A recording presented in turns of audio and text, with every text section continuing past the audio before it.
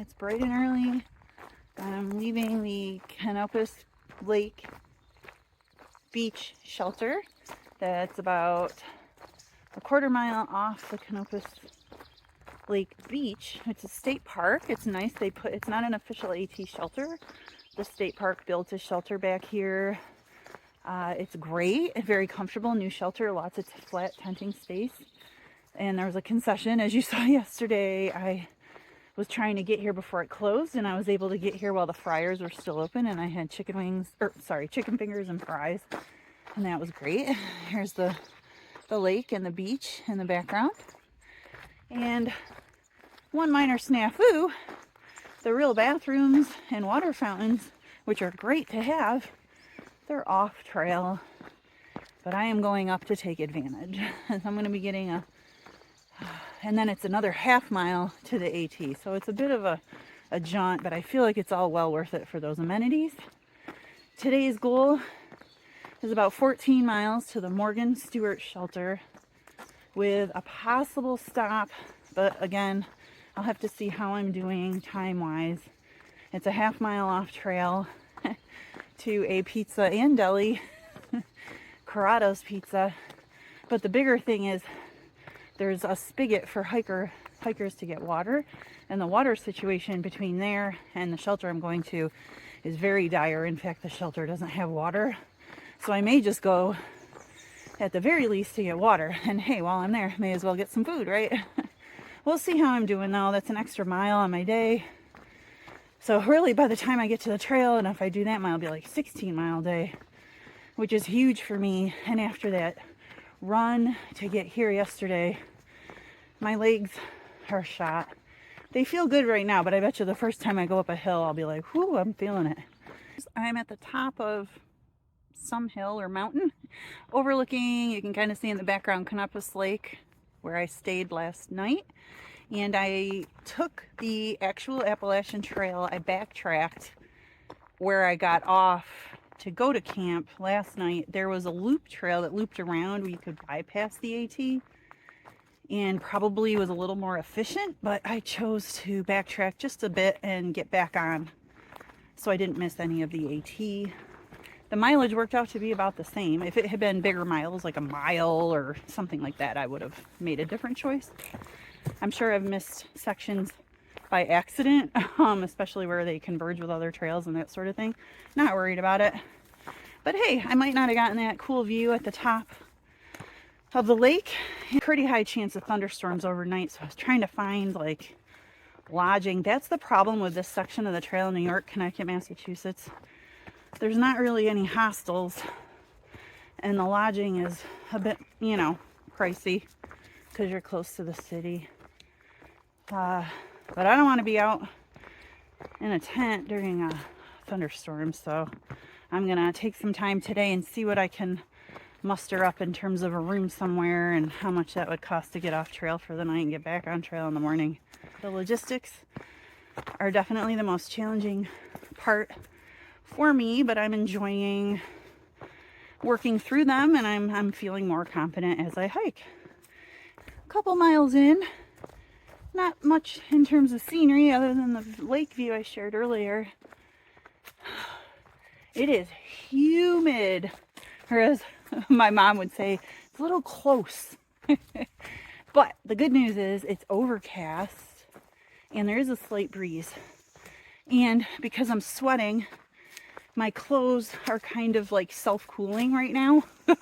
I'll take it. I don't think I shared yesterday. The state park also had showers. They were cold showers. I took a cold shower at the end of the day. My legs were coated in mud, and it was a little intense, but very refreshing. And I had some camp soap, so I was able to clean up a little bit. And I actually did some laundry in the sink. Nothing dries overnight, but I hung it up and hoped for the best. And actually, even though I had to put on some wet clothes, they dry pretty quickly once they're on from body heat and so forth, but then I sweat again. So it's a vicious cycle, but at least I don't stink so bad as of right now. I'll take any break I can get from that. I'm feeling pretty good. I feel way better than I did during the smoke when I was hiking and probably shouldn't have been.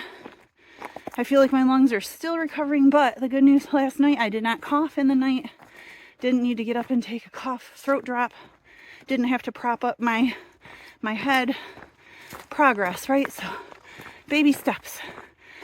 I just saw what I think were at least 2 bear from a distance and going away from me, but they were not in any hurry. I couldn't get video or photos. It was through brush. I heard some lumbering. I clacked my poles. Saw big old rumps. They weren't running away like they do in the Adirondacks. Meandering. So I'm just trying to keep talking here, clanking my poles, so I don't surprise anybody coming through. Stopped and grabbed, I chugged a liter of water and grabbed a clean liter, some electrolytes, at a nice little stream. Comfortable sitting log, filtered my water, and took a look at the map. I'm about 6 miles from the New York 52, where I can go to the pizzeria and deli, and I am most definitely going to do so and probably carry water 4 miles to the shelter. The good news is my food bag is a lot lighter because I'm coming up on a resupply, and hey, I can grab some food, so that's always a great answer. Yeah, and I met a nice gentleman that came from Arkansas to hike quite a long section from here down, I don't know, to southern PA somewhere. He's going southbound. And always nice to chat with people and hear their story. Since it's right off the trail, I stopped in the RPH shelter, and it's a little cabin. Kind of like the 501 shelter. What a nice little spot. My original plan before I had to get off trail on Bear Mountain was to end up spending the night here. They have bunks, nice little sitting area, and a beautiful porch with a couple picnic tables and a lounge chair, and plenty of tent spots outside too. Currently there's no fires allowed because we're in a drought situation, and there's a privy that's close by right off the trail, which is not always a given in New York. Very nice shelter. I would stay here if I ever come back. There's a highway overpass that Jedi had to wait in a torrential rainstorm last year. Today I'm sweating my ass off.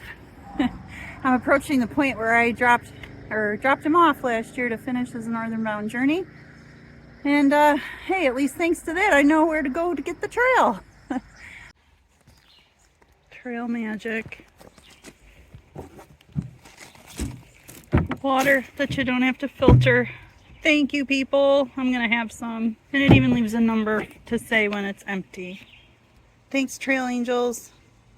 I'm sitting here on a rock, taking a little break at what I hope is the top of a very long climb. It's hotter than hell out here, humid, hazy, you know, typical summer, which, you know, it's June, so that's cool.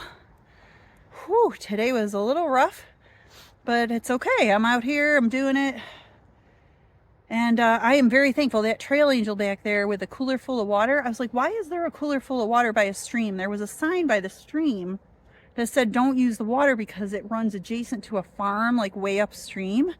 And it had information, you know, the next water northbound, which is the deli I'm going to, and southbound, and that's probably the gentleman that left the Trail Magic spring water in the cooler. So God bless you, trail angels, because I didn't think I needed more water to get to where I was going, and it's so hot, and I refilled, and I've really been hydrated on that climb. I appreciate it so much.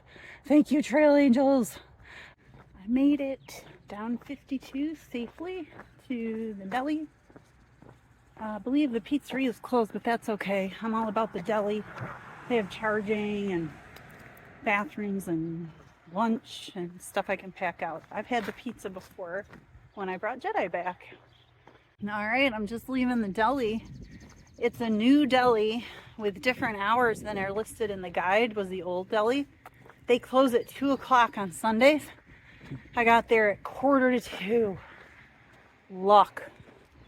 It's going to be a long 4+ miles to camp. I got a belly full of half a turkey sub, mac salad and a pickle, a Coke, and a water. I'm packing out half a sub and some Doritos, and I'm carrying 3.5 liters of water uphill. I mean, it's not uphill the whole way, obviously. This road walk's uphill till I get to the trail. Whew. I'm going to be needing to go to sleep. I could go to sleep right now. They do have camping. They allow camping there. And they were so nice. They said, oh, we turned the spigot off outside because that water's not filtered. The water in here is filtered. So they let me fill up my water. And I was so tempted to pitch my tent. Cute little backyard. I didn't see a porta potty. I mean, they open at 6 in the morning. But I'm like, I don't want to be digging a cat hole in somebody's backyard. Anyway, I have to go to camp. Even though it's only 4+ miles. I don't want to make it up tomorrow. Because I have to get to Pauling before 5 o'clock. And it's like 11 miles. And then I might have to get a taxi or shuttle into town and try to set up camp under the pavilion. Because it's going to be thunderstorms. Look at this awesome tree. Look at its branches right in the middle of the trail. Oh, it's an oldie. Look at that trunk. Hi, beauty. All right, it's off to the side of the trail, but still, that's a really awesome tree. Oh, man. I bet you have some stories.